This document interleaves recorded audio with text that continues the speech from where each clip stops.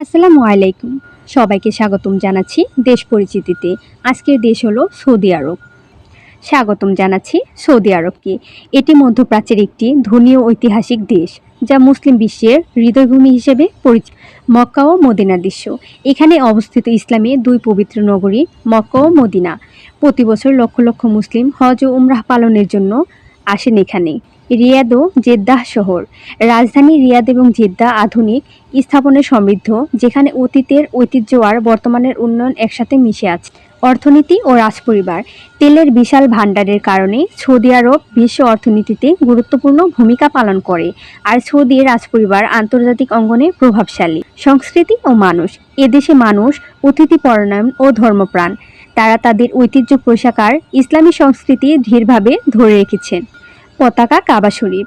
ধর্ম, ইতিহাস আর আধুনিকতার সমন্বয়ে সৌদি আরব আজ বিশ্বের এক প্রভাবশালী রাষ্ট্র।